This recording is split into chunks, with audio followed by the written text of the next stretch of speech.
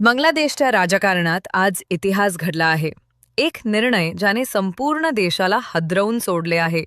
माजी पंतप्रधान शेख हसीना या नावाभोवती पुन्हा एकदा वादळ उठले आहे. कारण त्यांना आता मानवतेविरुद्ध गुन्ह्यांमध्ये दोषी ठरवून फाशीची शिक्षा सुनावण्यात आली आहे. ही शिक्षा का? तर 2024 मधील विद्यार्थ्यांच्या आंदोलनात झालेल्या हिंसाचाराला न्यायालयाने राज्य प्रायोजित अत्याचार म्हटले. आरोप असा की आंदोलन थांबवण्यासाठी सुरक्षा दलांना कठोर आदेश देण्यात आले, ज्यात अनेक विद्यार्थी मृत्युमुखी पडले. न्यायाधिकरणाचा दावा, हे सर्व निर्णय थेट पंतप्रधानांच्या आदेशांवरून झाले, म्हणूनच हे मानवतेविरुद्ध गुन्हे ठरतात. पण कथा इथेच संपत नाही. शेख हसीना म्हणतात, हे सर्व राजकीय सूड आहे. त्यांना न्यायालयात स्वतःचा बचाव करण्याची संधी मिळाली नाही आणि निकाल आधीच ठरवलेला होता. एकीकडे शिक्षा, दुसरीकडे आरोप.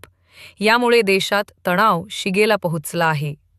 या खटल्याचा परिणाम फक्त एका नेत्यावर नाही, तर बांगलादेशच्या लोकशाहीवर, राजकारणावर आणि भविष्यात होणार आहे. हा न्यायाचा विजय आहे की राजकीय खेळ? हा प्रश्न अजूनही हवेत आहे.